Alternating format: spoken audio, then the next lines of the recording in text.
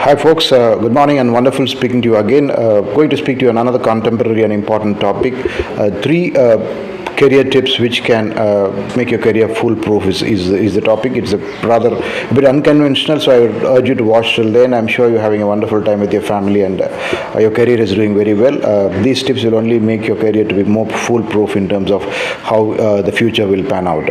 Please watch till then and consider subscribing and liking this video and keep visiting this channel.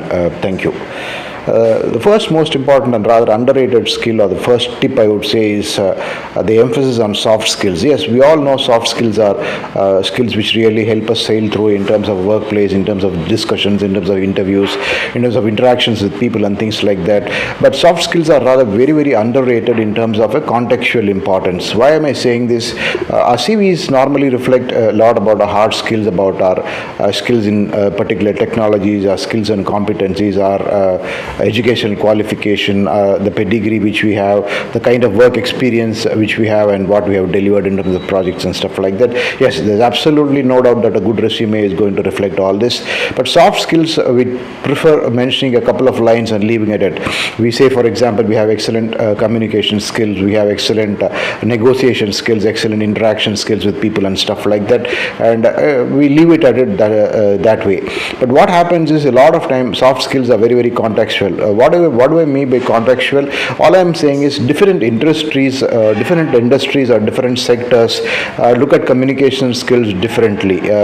Assume that you are in marketing space, so there communication is more about branding, more about marketing communication, more about your ability to write well and things like that. So that's how it is in marketing communication. But when they say your communication skills have to be good on the shop floor, you are going to be a manufacturing manager, then it is all about the ability to lead people who are probably not as much educationally qualified,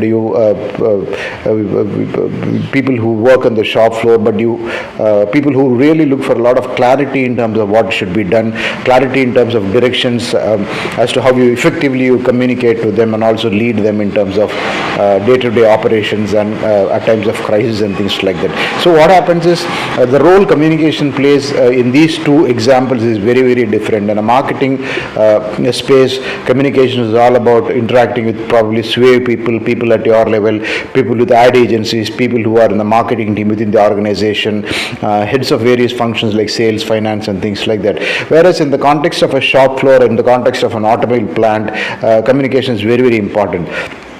So while you may have essentially a whole lot of soft skills, it's very important to position or relate these soft skills in terms of to what role you're applying for, what industry you're in and things like that. And this is something which we seldom do. We generically state that our communication skills are excellent and leave it at it.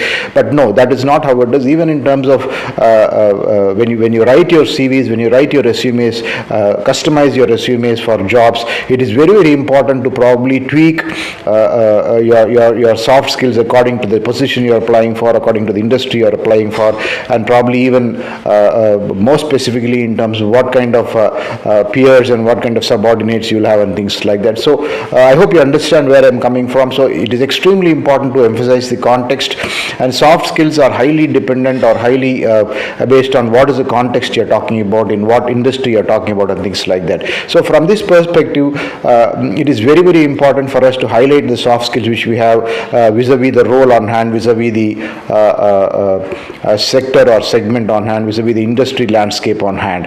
Unless otherwise we do that, then what we say is going to be taken at the pinch of salt. Yeah, everybody's got good communication skills, but what matters is how this communication is going to be effective with respect to the job on hand, with respect to the role of hand. And this again changes depending on your level of experience, depending on your job title, depending on the number of years of experience you have, depending on the seniority in the organization, things like that. An assistant manager or a manager is not necessarily looked upon to have the same communication skills as a vice president sales. The vice president sales has a much larger span of control, much larger geography of control. He might be heading about 4-5 states. He might be also interacting with a lot of external stakeholders and things like that. So there, when somebody is looking for a role as vice president sales, it is very important that he has to relate that communication aspects and emphasize those communication aspects, his ability to interact with stakeholders, both internally and externally, is also his ability to handle crisis management things and things like that.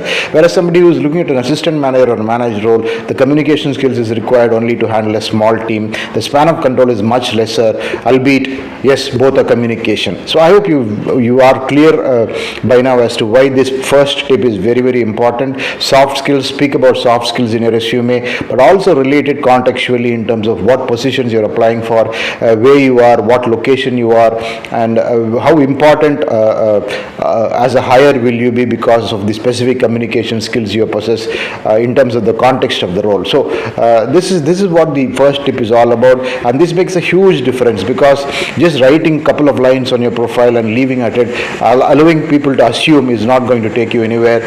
Be it your interactions with a consultant or with a hiring manager or with a HR head or whomever, it is very, very important for you to probably place these things in context and mention to them that your soft skills with respect to a role on hand or with respect to what the expectations of the organizations are very, very unique, and probably no one else will have these kind of skills which you are bringing to the table. So that is point number one. Point number two, most importantly, is a logical extension of point number one, and also very, very underrated. Many times in these interactions with these organizations, particularly for middle and senior level roles, we also have to play the role of translators. And what do we translate? We have to translate our own resume to them, our own curriculum vitae to them, our own chronology of jobs to them, and make them understand as to why we will be a better fit for the role on hand. It is very, very important, because writing skills or writing on this or on a piece of paper, and once they screen that resume, inviting for the interview is only one part of the story. The other part of story is a whole lot of human touch points whom you will come across in the hiring process. Essentially, if it is an entry, even for an entry level hiring, there are about 2-3 human touch points today. One is somebody as a territory level, second is somebody as a HR, and third is maybe one more person who will screen you for your generic skills and things like that. Whereas at a senior level, if you're going to hire a vice president of sales or a vice president of marketing or vice president communication, VP technology, then again there will be going to be numerous touch points. There will be 6-7 rounds of interview where even the board of directors might come into play, the CEO of the company might come into play, the managing director of the company might play, and there will be at least about 10-12 touch points, human touch points. So in every stage of these touch points, it is very, very important for you to play the role of a translator, depending on what level of discussions you are having and depending on what specific purpose these interactions are for. These interactions could be very, very informal interactions at a preliminary level, or they could be probably at an advanced level where they've liked you for a particular role and they are on the verge of hiring you. In all these cases, in every human touch point, it is very, very important that we are translators of our own competencies and skills. Nobody can face read. We should understand that there are limitations to reading broad body language and faces. There are limitations to how much they can judge you based on the written CV, and there are a lot of limitations in terms of them asking questions specifically and understanding what you are. Unless otherwise you take it upon yourself to translate each and every achievement of yours, each and every contribution of yours, each and every role of yours in terms of how it is relevant to the hire, how it is relevant to the discussion on hand, and why you think you'll be probably well equipped to do a particular role. They're not going to see reason in hiring you because assuming there are 2-3 people with the same competencies, only the whole person who can translate his resume well in terms of articulation and putting it across the board is going to get hired. That is very, very clear.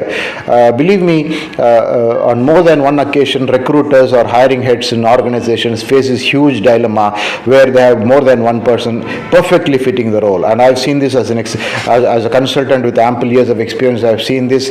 At times, it is a Hobson's choice. There are probably 2-3 people with the same skills, same competencies, similar experiences, and similar promises for a new role.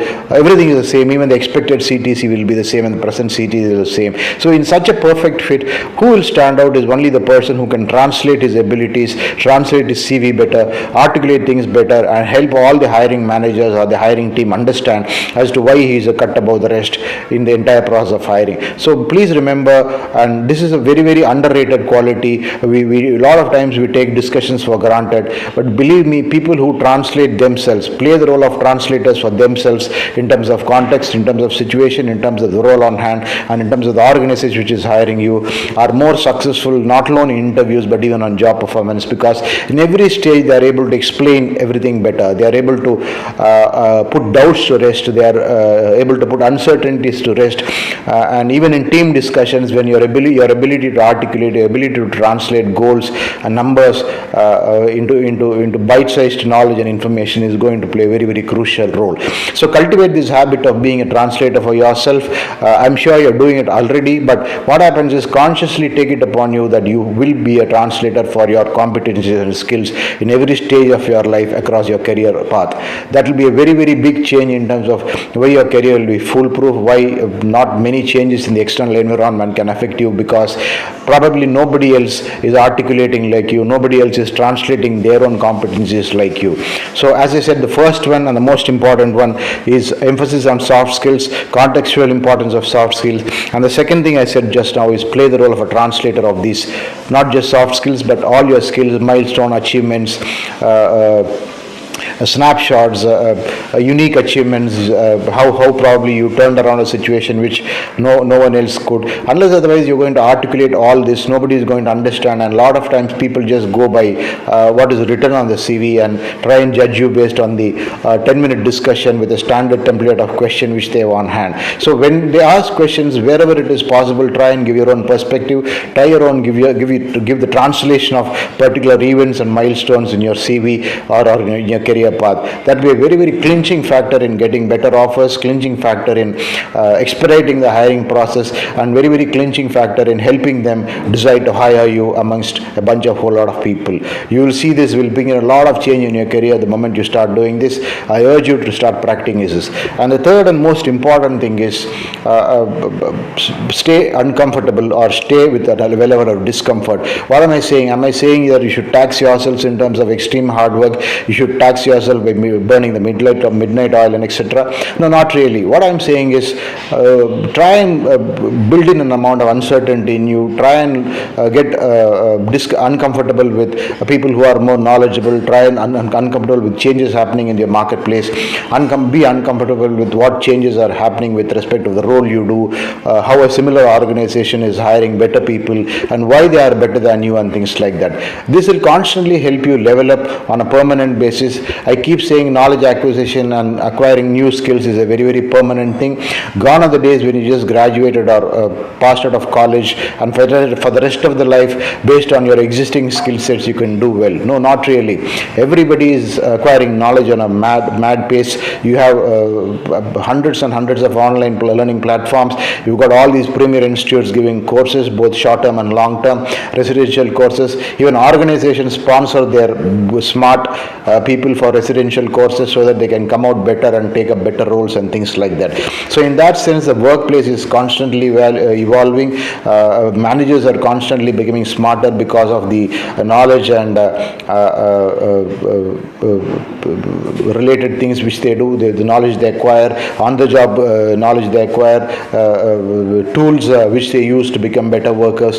So it is an entire spectrum of things which probably in your own functional area only you will know better as to why people are doing better than you, and how is it easier to do smarter work compared to others, how is it easier to get faster results, how is it easier to evaluate your team and things like that. So this is a very, very continuous process, and this uncomfort or this discomfort is extremely good for you from a career perspective. If you stay comfortable all through your career and don't take any initiative, you are going to be a big loser. And I have seen this on more than one occasions, that people who just are happy with status quo and really don't challenge themselves actually fall apart because they didn't take an initiative to stay relevant. They didn't take an initiative to update themselves with a whole lot of knowledge and things like that. Never do this. That is what I mean by being uncomfortable or having a level of discomfort on a particular role at any point in time. Keep looking for opportunities where you can stay uncomfortable.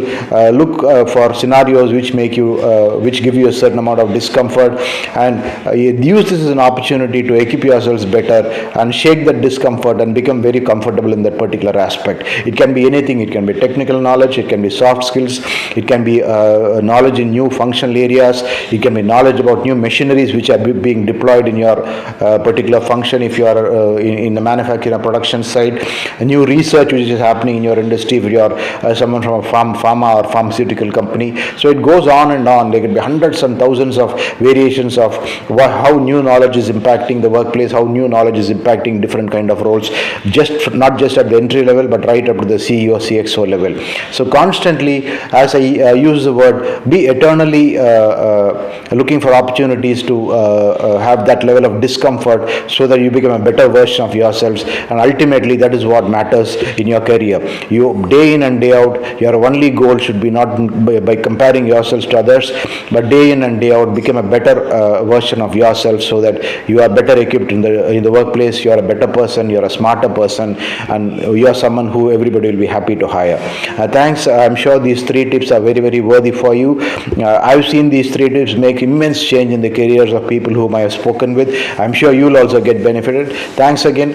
Do consider subscribing to this channel, and if you like this particular video, please press the like button. Also, if you got any feedback on this, any critical comments about how this video how the content of this video might or might not work, feel free to put that in the remarks. I'll sure take it in the right spirit and work on giving better information to you. Thanks a lot. Have a wonderful day. Thank you.